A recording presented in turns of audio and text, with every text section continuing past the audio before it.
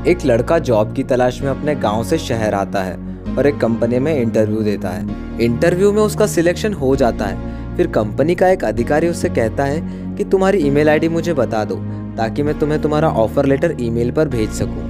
लड़के ने कहा कि उसकी कोई ईमेल आईडी नहीं है। इतना सुनकर उस अधिकारी ने कहा, अगर तुम्हारा कोई ईमेल आईडी ही नहीं है तो तुम्हारा कोई अस्तित्व नहीं है, और अगर तुम्हारा कोई अस्तित्व ही नहीं है तो तुम जॉब कैसे कर सकते हो। उस अधिकारी ने उसे जॉब देने से मना कर दिया। उस लड़के ने कई दूसरी जगहों पर भी नौकरी के लिए ट्राई किया, लेकिन उसे कहीं नौकरी नहीं मिली। अब वो लड़का गांव भी वापस नहीं जा सकता था क्योंकि उसके परिवार की आर्थिक स्थिति बहुत कमजोर थी। उसे काम तो करना ही था और जिसके लिए वो शहर आया था। वो लड़का पूरे शहर में काम की तलाश में भटक रहा था। अब उसकी जेब में बस 50 रुपए बचे थे। दोपहर के वक्त वो एक बाजार से गुजर रहा था। उसकी नज़र एक सब्जी वाले पर गई। सब्जी वाले को देखकर उसे उसके पिता की याद आई जो गाँव में फल और सब्जी बेचते हैं। फिर उसे एक तरकीब सूझी। उसने सोचा क्यों ना मैं भी कुछ वक्त यही काम कर लूं जब तक कि मुझे नौकरी नहीं मिल जाती। उसने 50 रुपए के टमाटर लिए और पास वाली कॉलोनी में जाकर उसे 100 रुपए में बेच आया। वापस आकर उसने 100 रुपए के और टमाटर लिए और उसी कॉलोनी में फिर से बेच आया। उसने देखा कि हर बार उसकी लगाई हुई पूंजी दुगनी हो रही थी। पूरे दिन वो यही काम करता रहा। उसने बहुत सारे पैसे कमा लिए थे।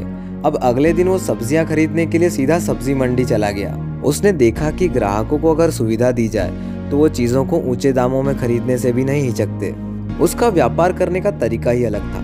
वो लोगों को घर जा जाकर सब्जियां बेच रहा था और बहुत ज़्यादा मुनाफा कमा रहा था। धीरे धीरे उसका व्यापार बढ़ता गया और वो अपने काम करने के तरीकों में भी बदलाव करता गया।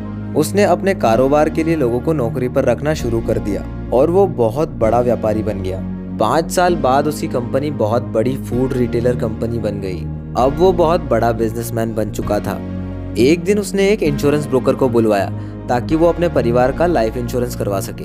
इंश्योरेंस का फॉर्म भरते वक्त उस ब्रोकर ने उसका ईमेल आईडी मांगा तो इस आदमी का जवाब आज भी वही था कि मेरी कोई ईमेल आईडी नहीं है। ये सुनकर वो इंश्योरेंस एजेंट चौंक गया और बोला, आपकी कोई ईमेल आईडी ही नहीं है जिसके बावजूद आपने इतना बड़ा एम्पायर खड़ा कर लिया, तो सोचिए अगर आपकी ईमेल आईडी होती तो आप क्या करते। वो आदमी थोड़ी देर चुप रहा और फिर उसने उस इंश्योरेंस एजेंट की बात का जवाब दिया, अगर मेरे पास ईमेल आईडी होती तो मैं किसी कंपनी में छोटी सी नौकरी कर रहा होता। अगर सिर्फ आप नौकरी के पीछे भाग रहे हैं तो संभव है कि जीवन भर आप नौकरी ही करते रहेंगे, लेकिन एक बार आप एंटरप्रेन्योर बन गए तो आपके लिए अपार संभावनाओं का क्षेत्र खुला है। एक तरफ जहां आप अपने लिए नौकरी ढूंढ रहे हैं, वहीं अगर दूसरी तरफ अगर आप एंटरप्रेन्योर होते हैं तो आप सैकड़ों लोगों को नौकरी देते हैं। और काम तो कोई छोटा बड़ा नहीं होता।